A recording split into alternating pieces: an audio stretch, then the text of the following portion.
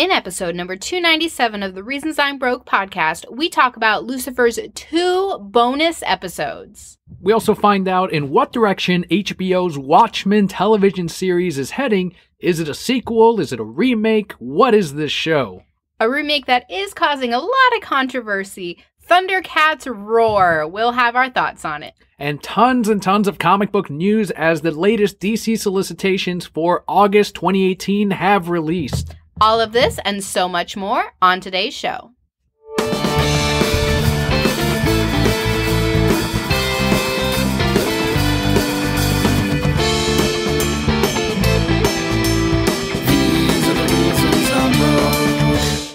Hello and welcome to the Reasons I'm Broke podcast, bringing you the reasons we're broke, ranging from comics, movies, TV, video games, and more. I'm Kelli with special guest Leo.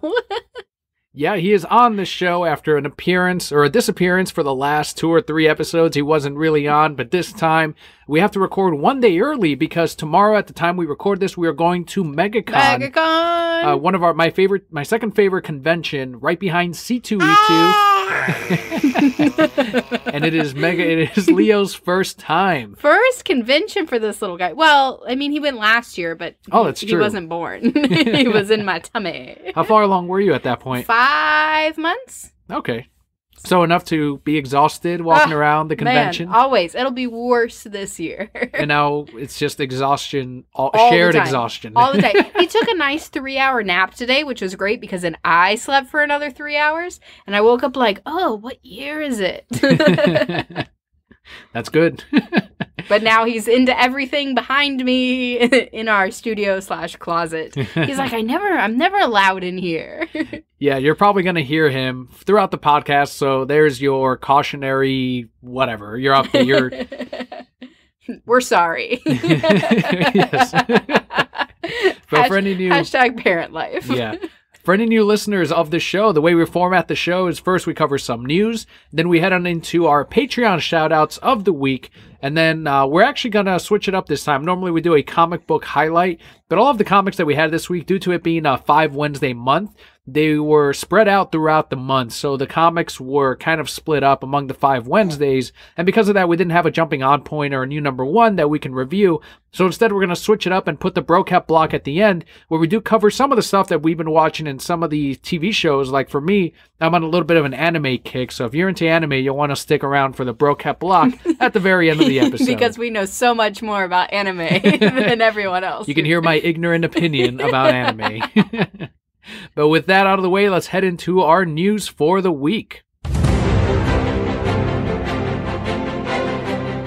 Starting out with some Disney news, the various salons here at Walt Disney World, Florida, are now offering packages for Marvel-themed makeup, hair, and nail designs. So which salons are you referring to? The ones in the theme parks? According to the news story, it's in the resorts, so it's probably the hotels and the theme parks, yeah. So like the Bibbidi Bobbidi Boutique. Right, that's what I'm thinking.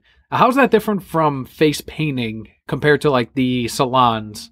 So face painting is third party. Okay. They come in there and they rent the sections and they do face painting, but I don't think they can do any licensed characters at the face painting. By making it Disney, you can sell the costumes. So like Bibbidi Bobbidi Boutique, the princesses go, they buy the costumes, they get their hair done, they get like a little bit of stuff put on their face. Glitter and nonsense. And then they spend $200 for the whole package. Oh, and then they do a photography session. So is this this is the same thing then? This is $200 packages. This is Bibbidi Bobbidi Brotique, because it's for the boys. I mean, it makes sense. You don't want to just make money off of the women in the park. Mm-hmm. You can have, can I go there? I don't know what kind of makeup they do for Marvel theme. Like on the news story, they showed Thor with the 2 lines going through his eye, like in Ragnarok. Okay. Can I get the Black Panther? Is that not politically correct? Do they do that? I don't think they would do that. But you'd have to purchase the wig too. Like the little girls buy the wigs for the princesses. I want to look like T'Chaka. Is that not his name? T'Challa, his dad. T'Chaka. I want like some gray hair. Wait, T'Chaka's his dad or yeah. T'Challa? Oh, so he's T'Challa. Yes. His dad's T'Chaka. Correct. That's who I want a face makeup of and my hair. Do they sell T'Chocolate? That's not a bad idea. It's not an idea. Chocolate. That'd be great. That's a million. Come on, Disney. Now, both children and adults can get these done. Okay. So that opens it up for many more people. So you can go and ask for your Black Panther's dad face paint. That's right. I can do it.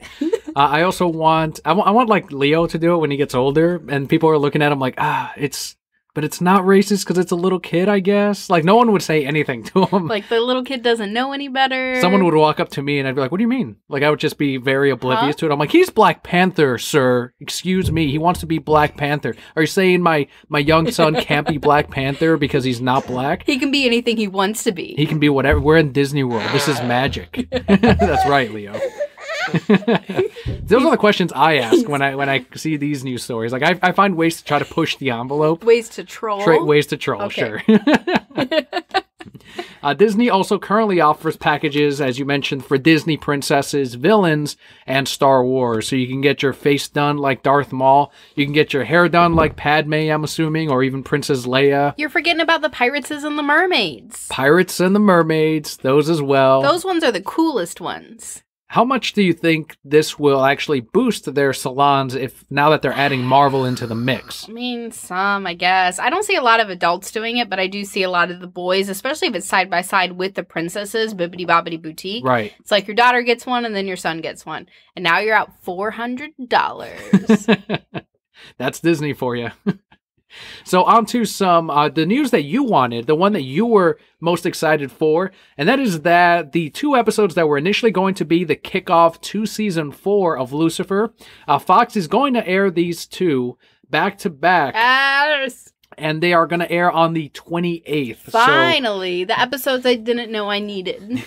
The ones that they had already spent money on, they were already finished, as he said on Word Balloon, and now they're like, okay, well, are we going to release them? Are we not going to release them? Now there's not a season 4, and Fox is like, yeah, we'll do the back-to-back, but I think that's actually worse. I think that's a sign that season 4 is not coming. No. Because now they're showing off these 2 episodes that were initially going to be the lead-in into season 4, or it could mean, depending on how these end, an extra kind of push to like, all right, maybe we will pick up season 4 depending on how ratings are for this hour-long block. Oh, I'm watching it like 5 times. How long is each episode? Is it the standard 45 30? minutes. Okay, so 2 hours, really. Mm-hmm. 2 hours of Lucifer. Do you think it's going to help their chances of a new season, or is it just kind of like, I don't know. I hope it helps them. I don't foresee Fox picking it back up.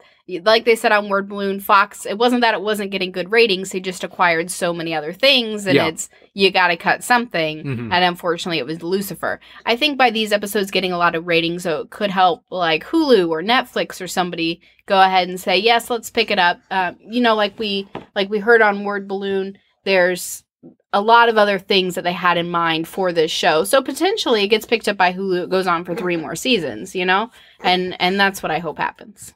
So a little bit of hope for Kelli, little hope for the Emperor, and when the Emperor is happy, the Broquette Corps is happy. Everybody's happy. It's kind of like when the Blue Lanterns are around and the Green Lanterns get that supercharge or they constantly recharge. When the Emperor is happy, then everyone gets supercharged. I'm a Blue Lantern. You have the effect of that, but you're your own. You're the Emperor Palpatine. I'm the Emperor Lantern. That's even better. The Emperor Lantern. That is super cool. I have a funny story to tell you later, but I can't tell it on the show. Since your hands are full right now with Leo, I'll lead into the next story. Movie Pass has taken a 12% drop on its stock, which brings it all the way down to 54 cents a share. It currently needs 1 million more subscribers to break even as a company. I believe they have 3 million at the moment. Oof. So that's the AMC thing, right? Where you get free movies? Is that what movie It's not even AMC. It's the thing that AMC is pissed off at, and many other theaters are pissed off at. And one of my friends works at a movie theater. Clayton works at a movie theater, and he tells me about how much of a pain in the ass Movie Pass is. But this is a third-party service that you pay like $8. It was even cheaper at one point. They dropped it even more, but it was like $8 a month at one point, and then you can watch unlimited movies per month at the movie theater. Once once per day. And then they started limiting it to you can't watch the same movie within like a week or within a month. They limited it to where you had to take pictures of the ticket because people were taking advantage of the program.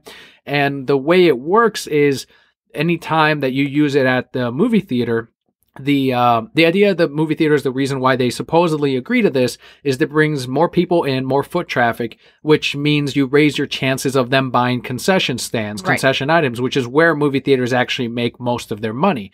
And that's something that even I knew as someone who worked at AMC for several years. The movie tickets they make next to nothing on. It's very minimal. Most of it goes to the studio.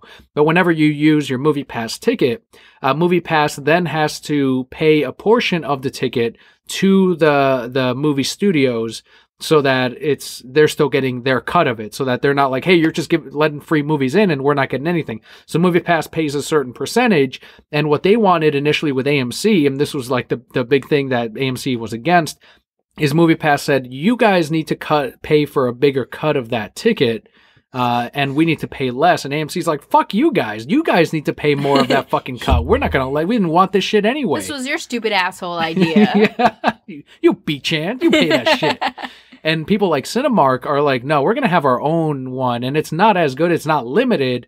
But that's the one I'm actually on because the tickets are rollover and I can't go all the time. I'm like, you know what? I'm forever paying $8 per ticket as opposed to the 10, 11, 12, or 13 that you would when you go normally. So I'm building a back catalog of these $8 tickets that I'll eventually get to use.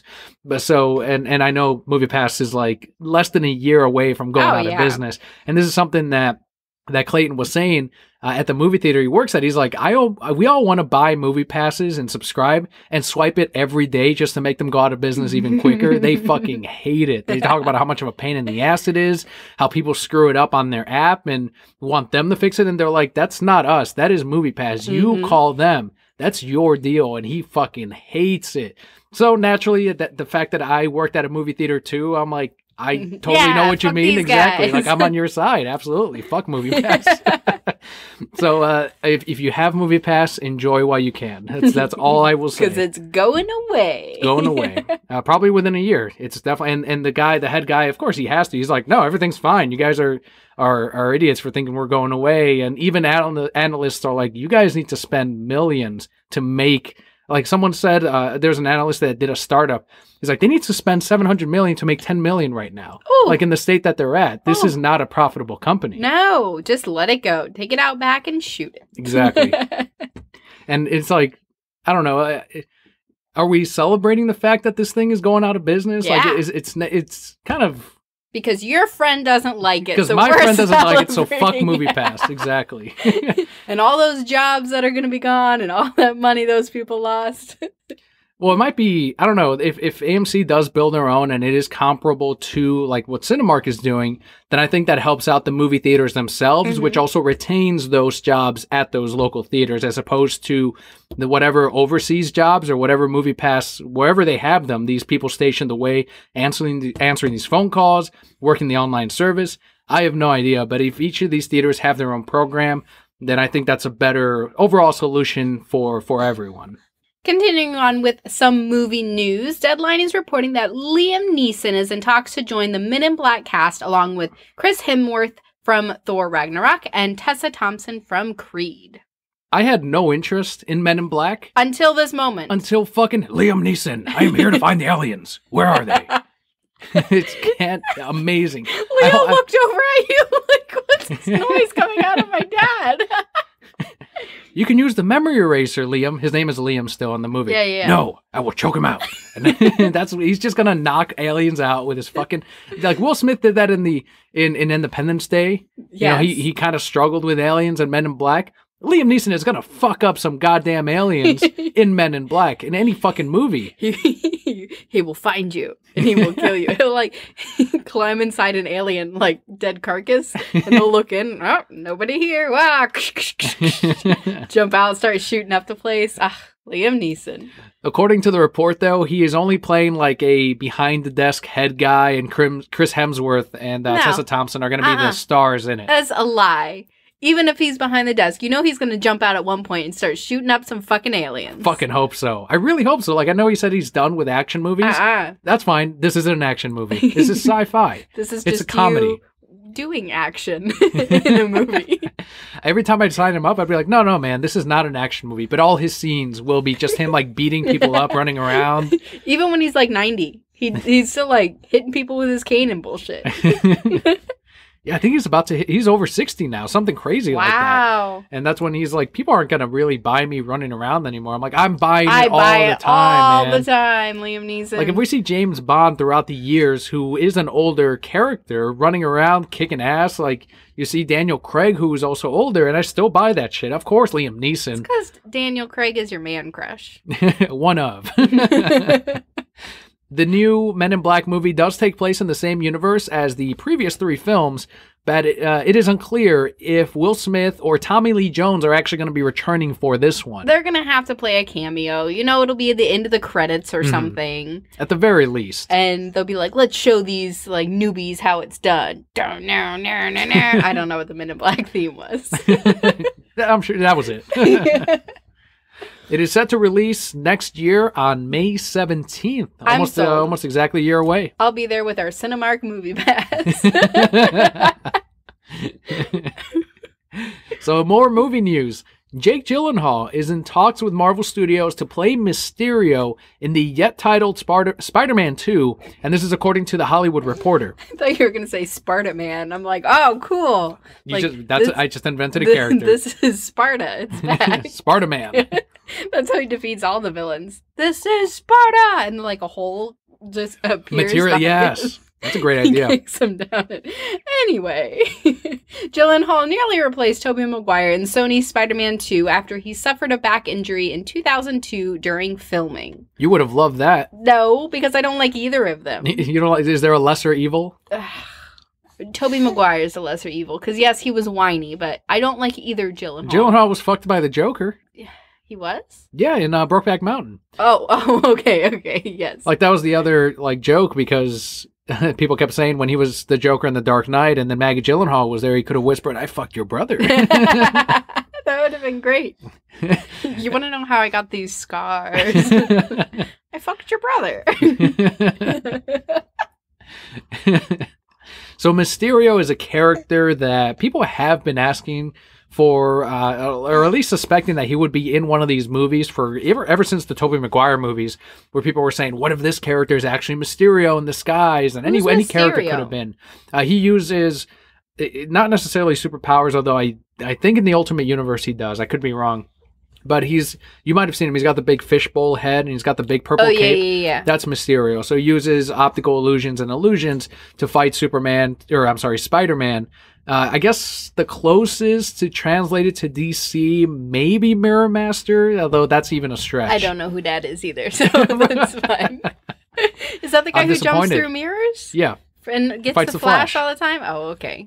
Can Flash jump through mirrors? Does he just bounce off? Because I think he does. Lightning? Yeah, I think he just Huh. Because Mirror Master has the device that allows him to jump through them. The Flash does not. This is set to release on July 5th, 2019. I don't know if this is going to be the main villain.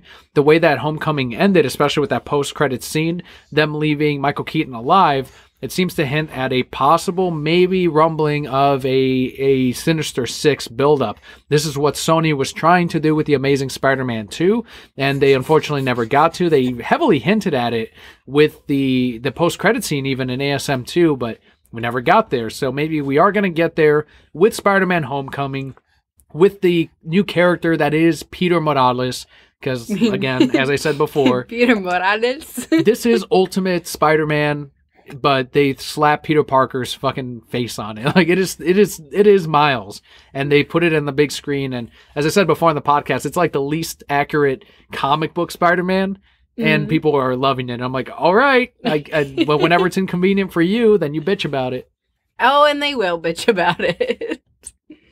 So what exactly will HBO's Watchmen be? We kind of sort of speculated when they first gave us this news early on this year. we were thinking like maybe it's going to be before Watchmen, or maybe it's just a full. That's what I was leaning towards, where it's just going to be a full reboot of a retelling of the book. But now they can take their time with it. You know, they can really expand on it. And I like Zack Snyder's movie. I think it's the closest you could have gotten to the comics, and they did an amazing job. Dr. Manhattan, fucking phenomenal. that blue penis, that blue dick just perfect. sitting out there.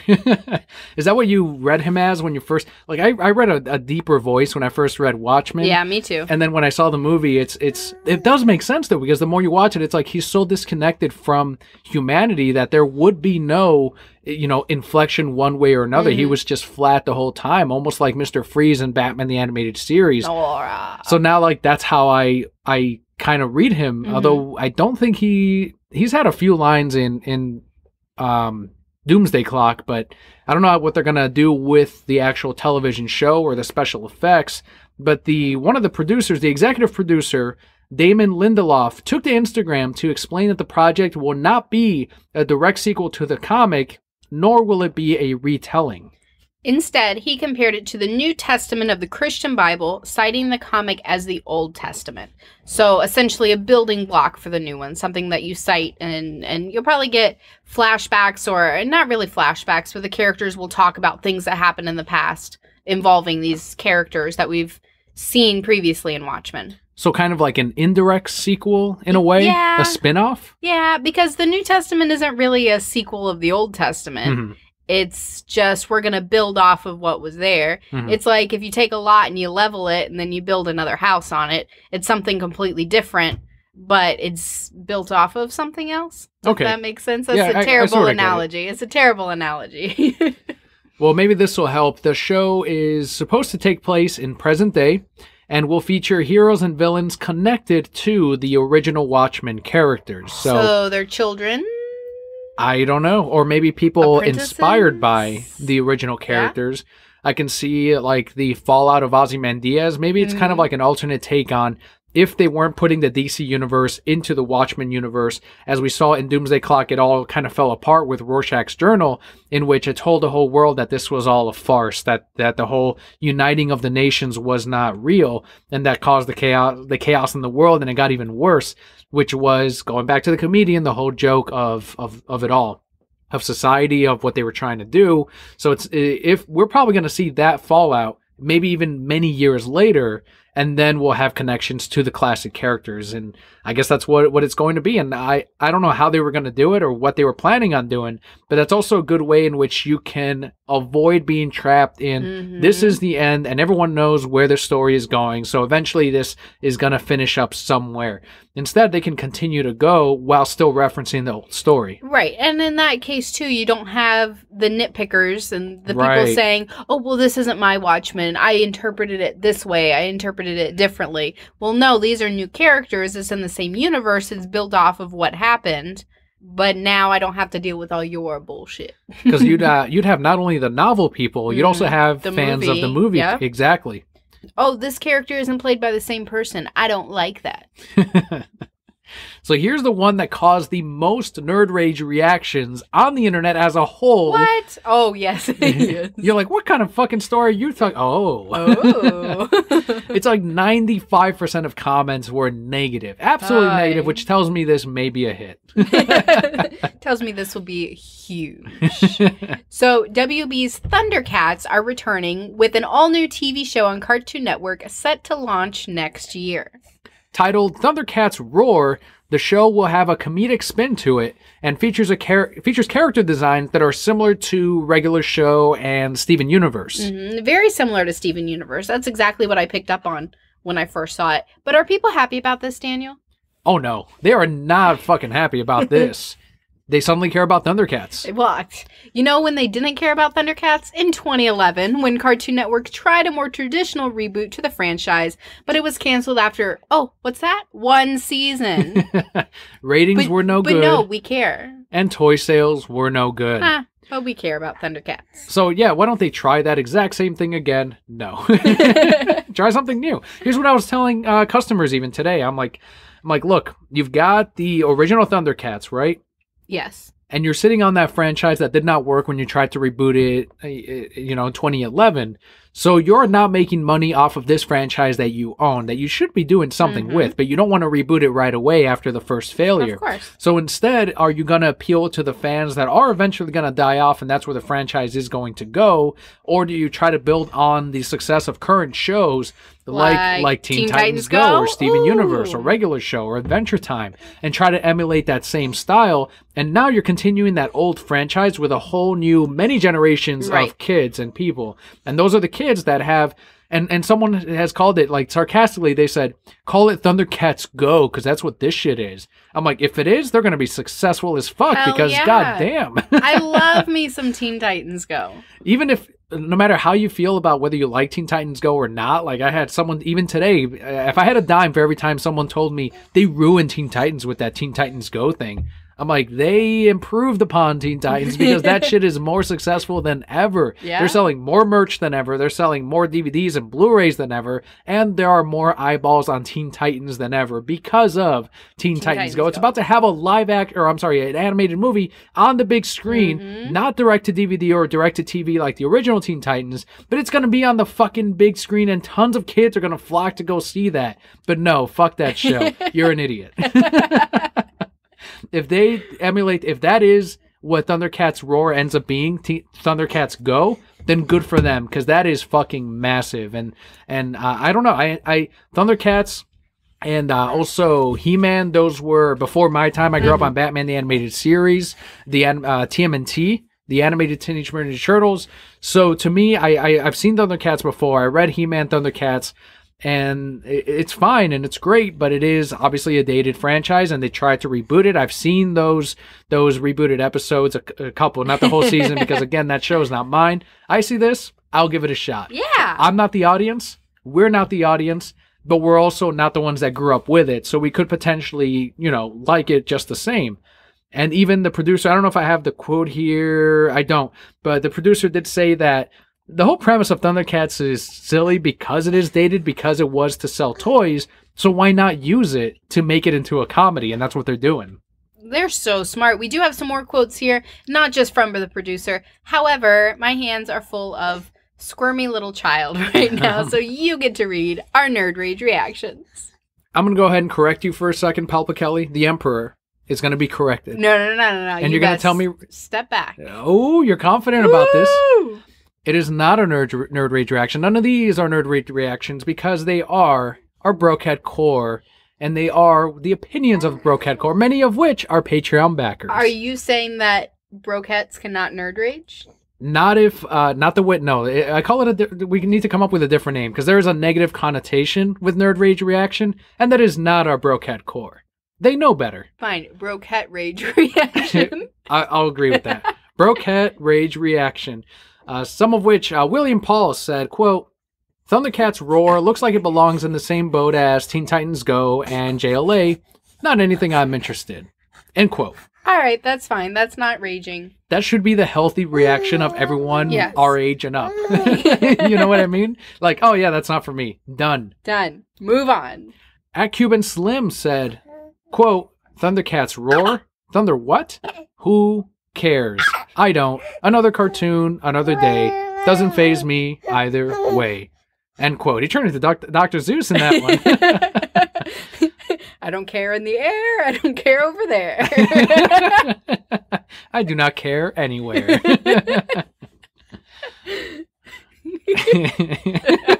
think I just called it Dr. Zeus as well. Just fucking all these Greek women while rhyming at the same time. I'll fuck you over there. I'll fuck you over here.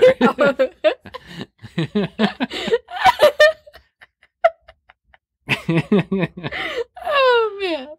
And the final Brocat Rage reaction comes from @SpoonSandwich, who said, quote, it's just not for me. I wasn't super into the original show and this version of it. It's really kind of strange to me that they are obviously not aiming at the same demographic that has nostalgia for ThunderCats, but that's the marketing move they decided to make, end quote. So that's a fair point. That is a fair point. Should they not try to appeal to the aging fan base that did grow up with the ThunderCats? Well, I feel like they did that in 2011. And was it too early, though? No. That was only 7 years ago. We were still watching shit 7 years ago. That's true. That's very true. I don't know. Now go for their kids. Go for their grandkids. Go for the legs. Go for the eyes. There's going to be a soft spot in their heart if their children end up liking ThunderCats Roar, because they can then show them the classic ones also, and they'll also like the new ones. Their kids will. Is it their kids now or their their kids? Their kids, yeah. So yeah, give them some credit. Well, who's the main guy? Lionheart or whatever. Yes, Lionheart. So all it's gonna take is their kid to run in the room like, "Dad, I'm Lionheart," Rawr! And then he's gonna be like, "Okay," and then he's gonna like the show. It's true. That's all it's gonna take. I can't wait for these Teen Titans Go like whiners. They're still whining about it for their kid. They're not old enough to have kids yet. It's weird. Like some 13-year-olds even whine about Teen Titans Go. I'm like, how the fuck? You never even fucking knew about the fucking. It's not like you grew up with Teen Titans. Yeah, Jesus you didn't Christ. grow up with Teen Titans. Look at us, fucking gatekeepers. Like we give a shit. You can't like it because I liked it. I'm older than you. So the redesigns, obviously, as we mentioned, they look more like regular show. It's got a whole different direction and a whole different look. And that's going to be the theme of today's episode, because there are new designs for the DC superhero girls as well, as they make their television show debut also on Cartoon Network. And these designs are done by Emmy Award-winning producer Lauren Faust, who previously worked on My Little Pony, Friendship is Magic, massive fucking show, and Foster's Home for Imaginary Friends. No way! Really, Foster's? Never watched it. So was that big? Was it popular? It was pretty popular. There was a lot of like deep shit behind it. Like, did you ever see any of it? None of it. Okay, so there's this redheaded girl in there, right? Who's like helping the imaginary friends or whatever. And then there's this old grandma. And then people started psychoanalyzing this shit and found out they're wearing the same clothes. So they think, I don't really remember, but I think it's the grandma is imagining all this shit and she imagines herself being younger. And I was like, that's pretty cool. But yes, it was pretty big. So you looked at the redesigns for the DC superhero girls. What do you think about this? More like, I compared it more to like Powerpuff Girls as far as like making them kind of look tougher and meaner. And there's definitely a more edgy look. And quite literally, they're edged out completely compared to what they did on their YouTube channel. It's okay. I mean, it's not for me. I think little girls will like it. I think it'll translate well into toys and sales, and their costumes are cool. The characters that they've chosen, so I'm not a fan of Zatanna. There were two other on there, Bumblebee. I was like, man, get her out of here. And I don't know, there was somebody else. But, I mean, they look okay. It's good for a little girl's cartoon, or a little boy's, whoever wants to watch it. 2018. Do you think they should have stuck to something more like the YouTube show that they did build on, and that we do see tons of comics and dolls and books based on? I mean, it doesn't really matter, because you know what's cool about little kids? They don't care. They know that they're the characters. They're not going to nitpick. No little 9-year-old girl is going to go, that doesn't look the same. It's not what I grew up with. It's not what I grew up with. It's not what I'm growing up with. You're still fucking growing up with it. So nobody's going to care. Did you care when they changed the animation of Batman the Animated Series when you were a little kid? I didn't, and I even didn't care when like new actors became like the like in the Teenage Mutant Ninja Turtles when they replaced April O'Neil. When you're a kid, you don't care. I'm just like, oh, okay, that's April. She looks different. Yeah, whatever. It's April now. Even when the Turtles looked fucked as shit in TMNT 3, even from 1 and 2. At one point, Jim Henson's company stopped working on it, and I believe it was after 2, where they started having like all these speckles on their face, and they looked really fucking weird. As a kid, I was like, oh, that's kind of weird. That's the Turtles, though, and I still watched that third movie. Turtles got acne now, whatever. They continued to mutate. Yeah, and you know what? As a kid, you don't care. So I don't think it really makes a difference. The new show is actually going to build on the DC Superhero Girls initiative that started with the YouTube Shorts and has since expanded, as I mentioned, into action figures, apparel, comic books, trade paperbacks, and even a mobile app. There's a mobile app? There's a mobile app. What do you do in the mobile app? Nothing, probably. Dress them up. I don't know. I don't know what they do. Speaking of kids and phones, Leo knows how to work YouTube. Yeah, I'm trying not to show him my phone at all. I don't want him to get stuck on that shit. We talked about that last week.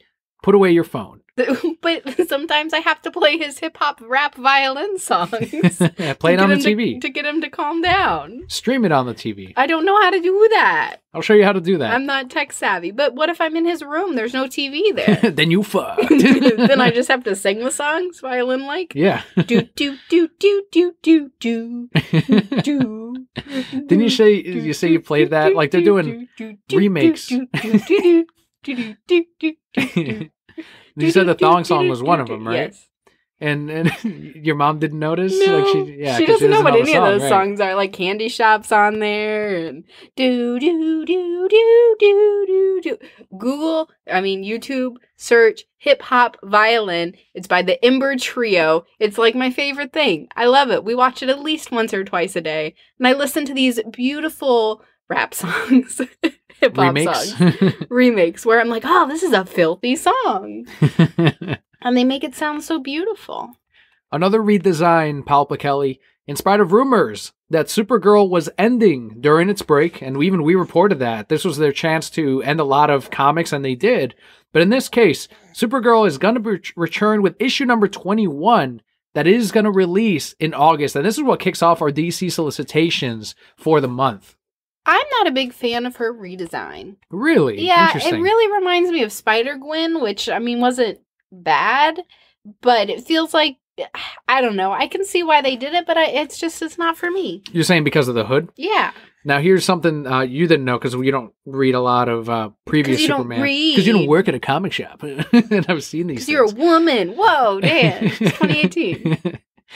There's a Superwoman, and there's tons of shit I get wrong on this podcast too, but Superwoman had a hooded redesign many years ago before Spider-Gwen, and I'm guessing that's what this reminded me of, because there's a Superwoman debut that came out, and it was, oh man, who did Superman grow up with? What's her name again? Lana? Yes, it is Lana as Superwoman, and she has the hooded outfit that looks very similar to Supergirl's, so that's what I'm thinking they were trying to reference in this redesign. They also have the return of Superman, or the death of Superman, in which he has the black and silver, and they worked that into the redesign along with the classic colors of red and blue. All right, I guess it makes sense now. I don't dislike it as much. It's not a bad criticism, though, because not everyone knows all of these things. So as a design itself, maybe it doesn't work because you didn't know these things and you weren't a fan of it. Were you not a fan because it was like Spider-Gwen's, or you just didn't think it was as dynamic, I guess? Yeah, it's not really as dynamic. I think the thing that bothered me about it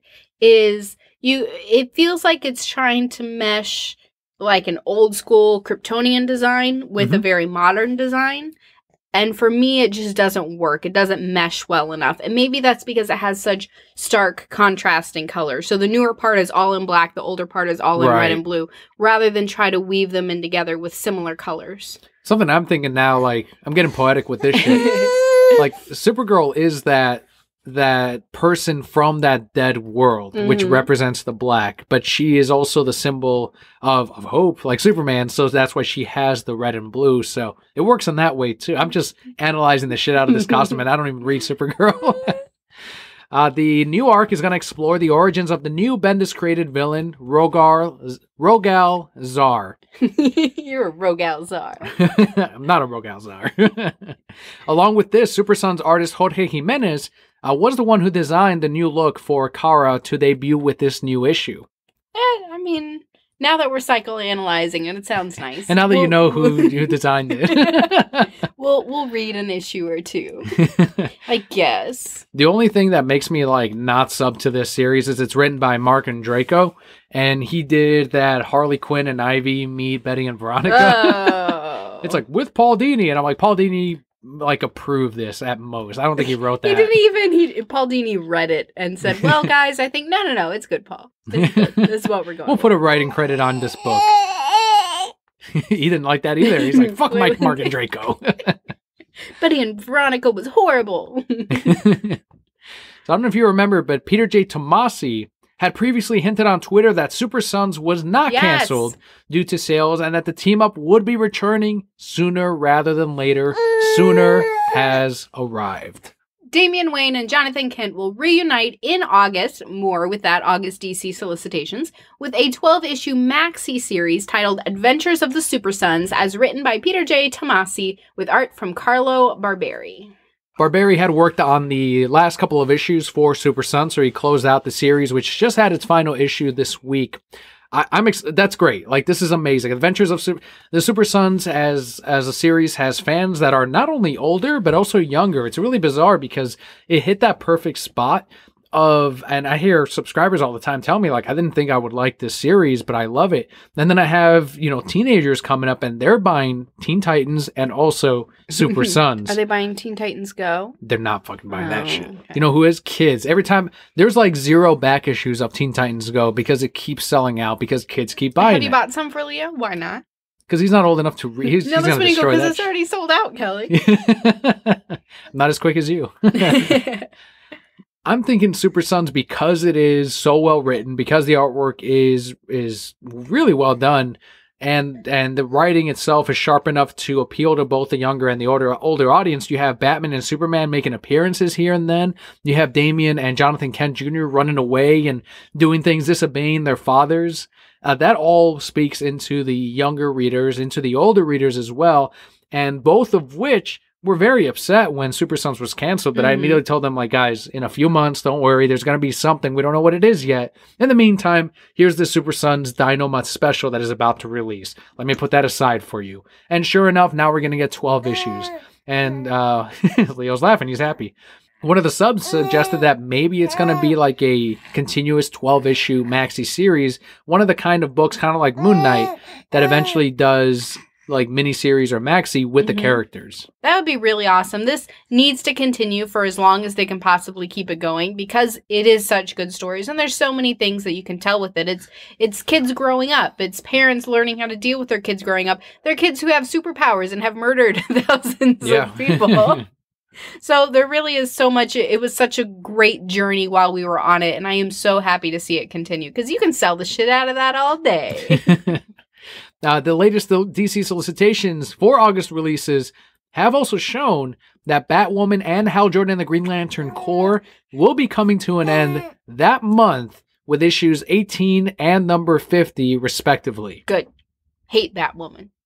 Why do you hate Batwoman? Jesus Christ. Because of what she did to Clayface. Oh, okay, fair enough. All right.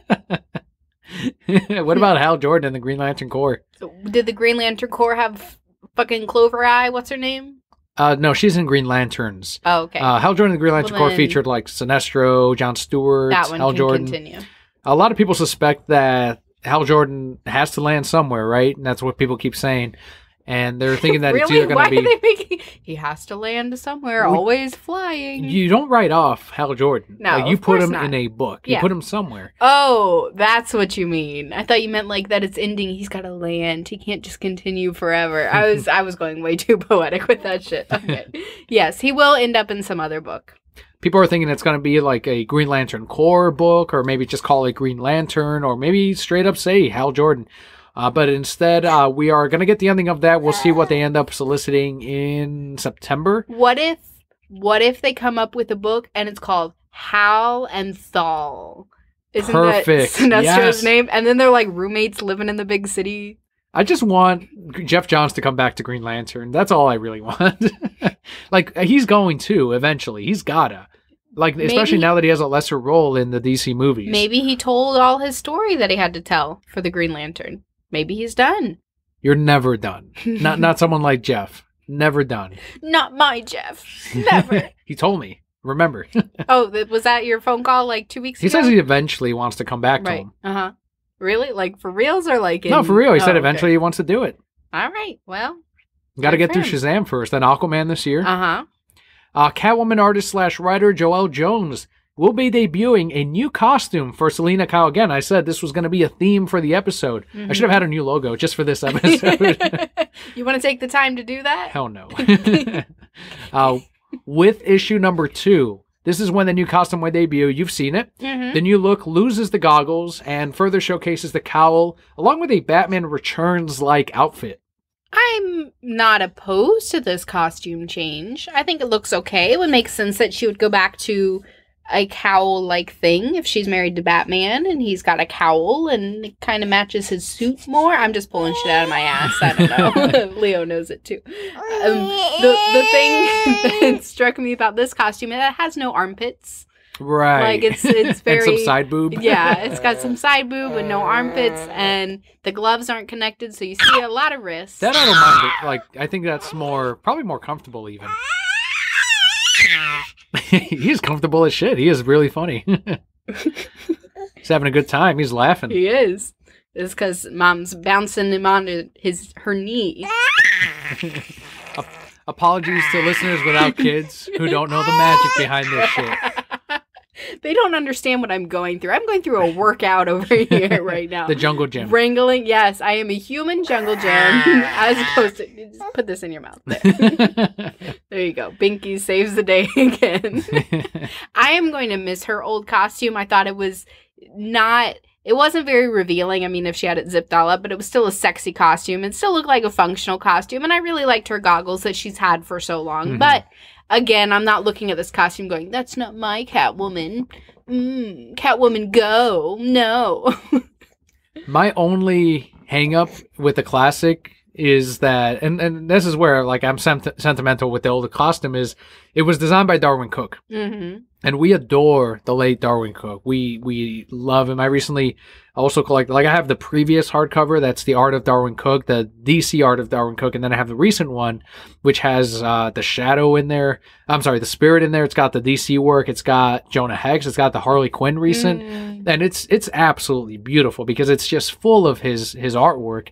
And we met him a few times at MegaCon, and the last time we met him was when he was seated next to Jimmy and Amanda, and I ended up getting, that was the two last things I got signed by him were they did a whole Darwin Cook month. Mm-hmm. And I told him, like, I'm absolutely broke when this month of You released. Like, I ended up getting every cover. I don't think he was feeling well at the time because he passed away not too long after, but he was very like, okay, thank you. And at the time, I was kind of disappointed. I'm like, oh, man, like, he was so nice last time. But little did I know that he was sick. Right. So it means even more that it's something I won't forget is the Harley Quinn Darwin Cook cover. And then one of my favorite covers of all time. And it is with Batman exhausted on the couch and Alfred laying that blanket right over this exhausted Batman. I have that signed by Darwin as well. And it's probably, it might be my favorite signed comic book. I'd have to go back and look at all of them, but it's the one that I remember most fondly. And it's also a gorgeous, gorgeous cover that was our Facebook cover for a very long time. On Twitter, we switched it to the Darwin Cook Catwoman one where she's jumping through the city because we did have that Batman one for so long. But because of that, he designed that classic Catwoman, and I always remember that. But, it's not going to last forever. She's gone through so many costume changes. Most comic book characters have gone through many, and that's what we've talked about today with Supergirl, and Batman's gone through that. And now we're seeing that with Catwoman. It's not so different from what we've had in the past, but it is, similar enough to something like Batman Returns, which a lot of people will recognize. We'll see how it looks. I've only seen small little pictures of it, a little bit of concept, so it could still evolve, change a little bit once we actually see it come out in Catwoman issue number 2.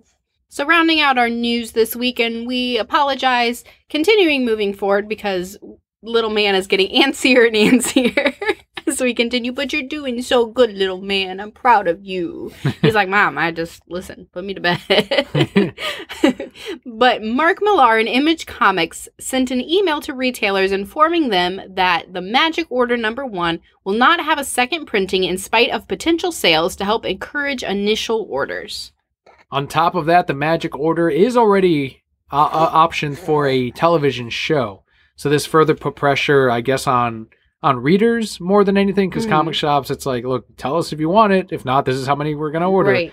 But I know at my comic shop, I put out a thing, and I'm trying to get better about it, but there's just so much time in the day. It would be a weekly thing of like, this is final order cutoff. What do you want? If Diamond, that's what fucking Diamond should do. They should put out a newsletter of these are the final order cutoffs. If you guys want these issues, let your LCS know.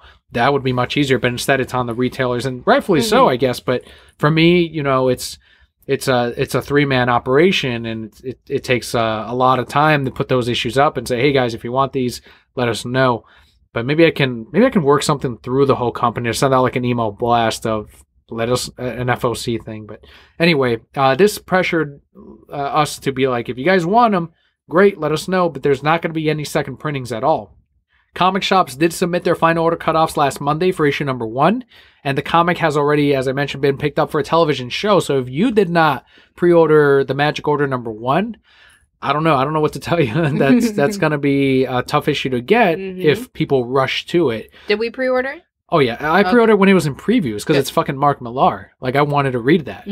But I think we did get a couple of more pre-orders at the shop based on like, hey, guys, if you really want this, this is it. Like, this is literally it. And it could be that no one buys the comic, or it could be that everyone buys the comic. That's the fucking danger you go into. And it could be nobody buys it, and then the TV show comes out, and then everybody buys it, you know? And it's correct. It's now worth $50 instead of, I don't know, I'm speculating. No, it's true. It's absolutely true. Now, some comic shops, though, don't have that luxury of, yeah, we'll be here in a year or 2 years when the show comes out. Like, they don't know. Like, they got to sell books now. So that's something that at this point, I just thought that was interesting, because it's not often that a publisher will straight up say there will not be any second printings of this book. So I don't know if that worked out for them as far as encouraging more sales on them, but I know for at least us, we sold a couple more copies because of that. We'll find out. Obviously, when the book comes out, we'll see how long they sit on the shelves.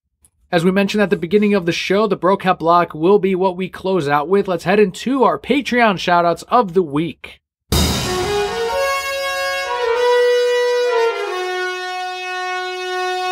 We have a huge list this week. So many Patreon shoutouts. Thankfully, thank you to all our Patreon backers. But the first one is Robin, whose Twitter and Instagram is @RobinConcepts. He recently put up a piece titled Desert Sprinter, which was a gorgeous piece of digital artwork. If you have not seen the work from Robin, please head on over to Instagram.com/RobinConcepts or on Twitter @RobinConcepts, same exact handle, and you can check out the digital artwork that he's going through.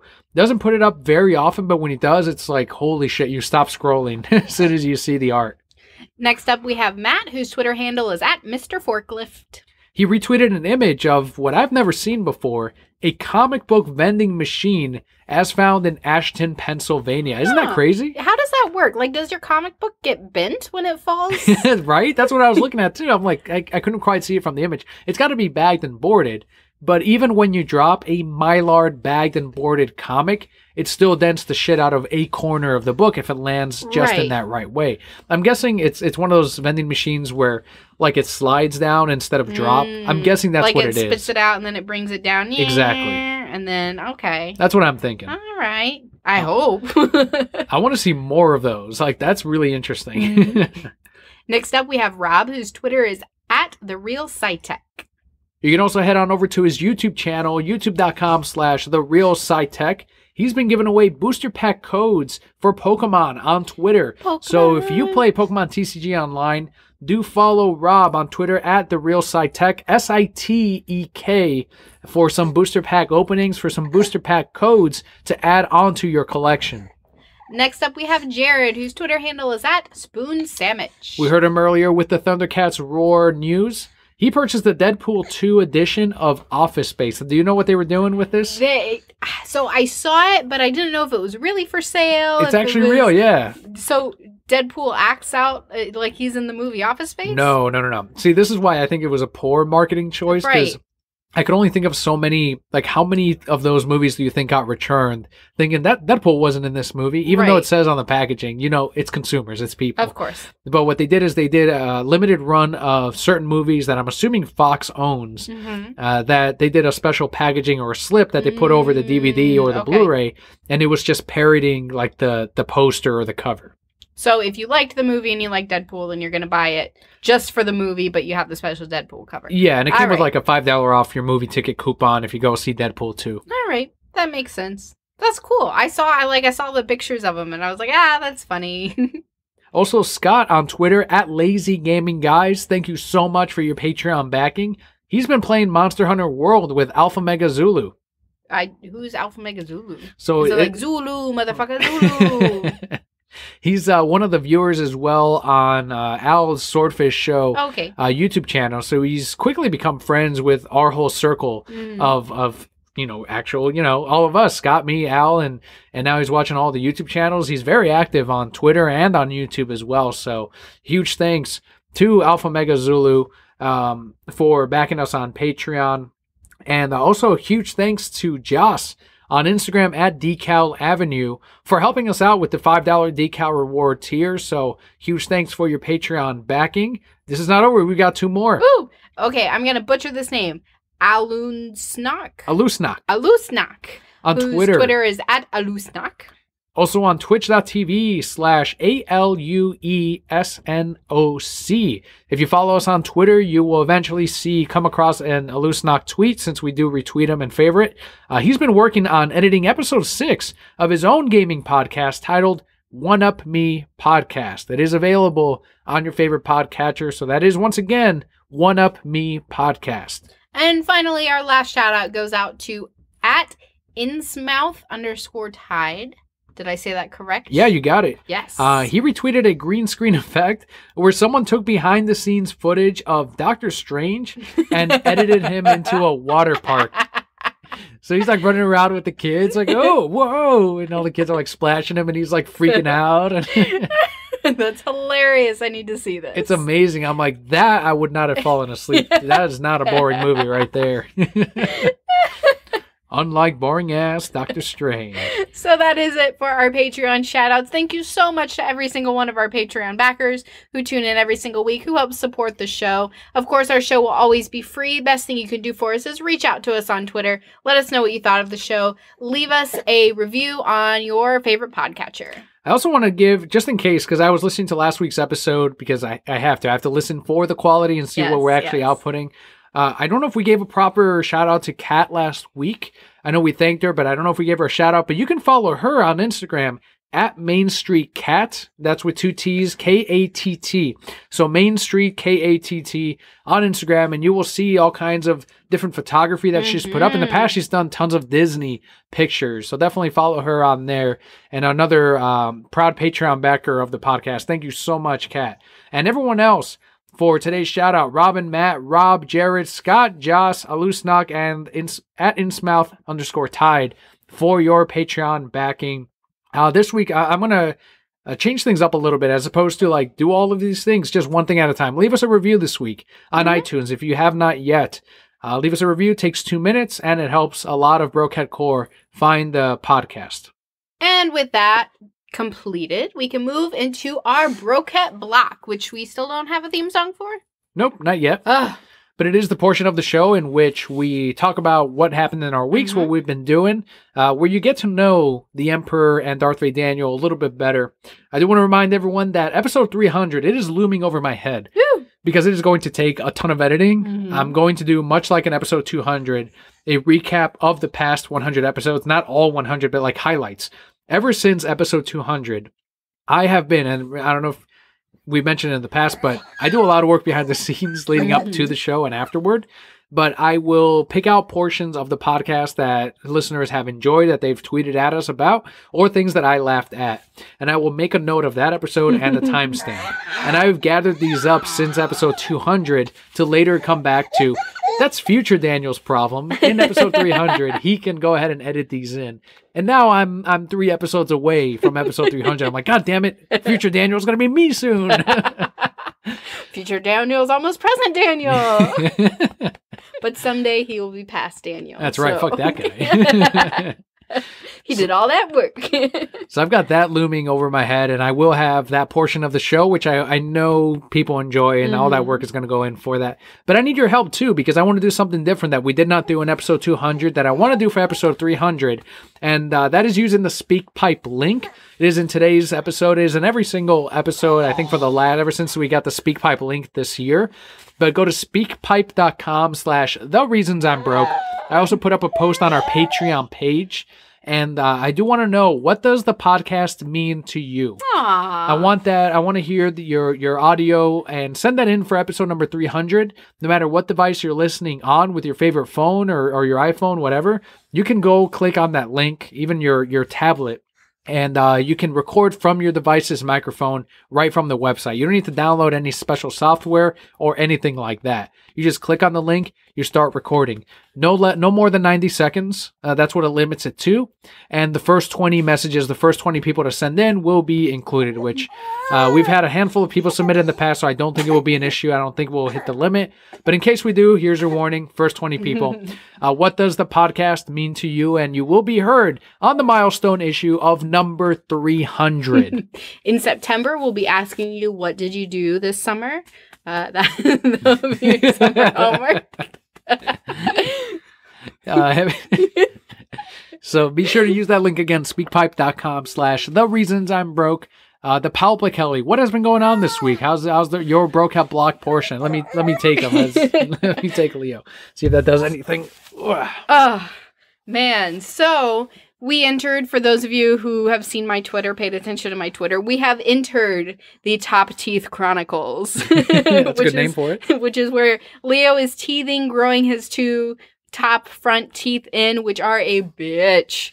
Oh man, this is so much harder. When he grew the bottom 2, you were out of town. You were at C2E2, so you got to skip all this. So it was a big thing. I mean, it was a big thing, but this is still even worse. Okay, I was about to call Mitch Garrett a liar. No, it was still, this is still worse than the bottom 2 teeth. So in addition to that, he's not sleeping, right? He just wants to be cuddled all night, but he's uncomfortable, so he's moving all around and wakes me up. And I worked nights all week, so I wasn't getting home until 2 or 3 in the morning. You were an amazing daddy and got him to bed, but then you couldn't sleep until I got home. Right. And because I'm also a baby. And yes. So I'm exhausted. I was thankful today he gave me a 3-hour nap, and so I took a 3-hour nap. Nothing got done. Nothing in the house got done. Not a goddamn thing. But I needed that nap because I was exhausted after this week. He's still the cutest fucking baby ever, crawling all over the place. But as you guys have heard throughout this whole show, he is very fussy. And you're missing like all the cool things I'm doing up. My back hurts like a bitch. I'm sweating because I'm trying to balance this baby and keep him quiet and give him things. I'm like, ooh, look, a rubber duck. And he's like, don't want Fuck that your shit. fucking shit, Mom. So that's been my week. I mean, most of my week is centered around this little guy and my family and, working around the house. So I am excited for MegaCon when I can leave the house. It's going to be fun. It's going to be a good time. Yeah. I'm excited by the time the episode releases, we will have done the Ale House thing and the Hyatt Bar, assuming everything went according to plan. And I'm really excited for that, definitely. You also revisited one of your, I guess, childhood animes or teenage animes. I did. So I started watching Yu Yu Hakusho again. That came on. It's up on Hulu, and it popped up, and I was like, oh shit, I remember really liking this when I was younger. And I think I only liked it because my friends liked it, because it's not a love story anime. I was going to ask you. It's legit just fighting. Like, that's all it is. Kind of like Dragon Ball Z, only Dragon Ball Z has better fan fiction. And more love stories than probably Yu Yu Hakusho. Yes, and all Yu Yu Hakusho's fan fictions are gay. Really? Yeah, they're all Hiei and Kurama. Anyway, so I started watching it again. Like, fuck it, I'll just put this on TV. And the theme song comes on, and I still know every fucking word. It has been probably 13 years since I've seen that show, and I knew every word to this. And I was like, yes, I'm so cool. So I started watching that. I think I'm only 2 episodes in. I don't know that I'll really continue with it, because I'm watching it for nostalgia, and there's really nothing to keep me there more than that, because I guess I really didn't like the show as much as I thought I did. That's always the risk you run with nostalgia, is that you will remember it more fondly than it actually, Dragon Ball Z holds up. So does Batman the Animated Series. And Inuyasha holds up. I still enjoy Inuyasha. But at the end of the day, I like the fan fictions better, so I'll just go reread those. My anime kick, my fascination was held a bit by Yu Yu Hakusho, but My Hero Academia. I started jumping down to that because we sell the hell out of that manga at my comic shop, to the point where I'm like thinking of getting multiple copies for the store, because we're always out of some volume in that so far 12-volume run in My Hero Academia. And if you haven't read the manga or seen the Hulu TV show, it is up on Hulu. It is basically a population or a different universe in which 80% of the population eventually develops what they call a quirk or a superpower. Is really what it is. And our main character is a non-quirk user. He never develops one. He's in that 20%. But he wants to be a superhero so bad, much like All Might, who is the greatest superhero in that universe. And because I read My Hero Macadamia, as we had that big interview several weeks back, I see I'm calling him Wall Might because that's what he is in My Hero Macadamia, but All Might is Donald Trump. I'm like, that's Donald Trump now, because that's what I first He's saw forever Donald Trump. Before the anime. Even though I saw the manga, I still didn't equate him to anyone until I read that comic book. So even as I'm watching the show, and now I see where the comparison was caught by Lim, in which it's like, that's actually Donald Trump, because they call him the Great Hope in that anime. He wears like a suit that's very presidential. He has like the U.S. colors and flags at some point in the back when he's like pointing, and I'm like, you know what? I can totally see how that's. And to me, in my mind, I'm like, that's Donald Trump. Like, that is the president. As funny as that is, but the show did catch me a little bit. I'm well into season 2, so I went a whole way longer than I expected. But I'm starting to get frustrated by the recap portions, which is every fucking episode. And it's not just like the beginning of the season, as one of the Brokehead Core members said. It's actually every episode where they said, last time on My Hero Academia. And then they'll have a next time on My Hero Academia. And I'm like, God damn it. This is 15 minutes of this 23 episode thing. So nothing new happens every time I watch it. It's like, okay, I got a scene of something. So that's starting to get to me a bit. And that's when I talked to Julian and someone else on Twitter said, Dragon Ball Z had that same thing happen. But I'm like, Dragon Ball had an excuse, though, because they didn't have material. So they would like prolong the show and until there was more material, and then they would move forward. But that's when Julian told me that that's actually a common tactic now in anime, to have more episodes and not spend as much on animation. Right. So that's something that My Hero Academia is a victim of, or that's what they do. That's one of the tactics they use. So that might be enough to get me to never finish, I guess, the seasons on Hulu. But I don't know.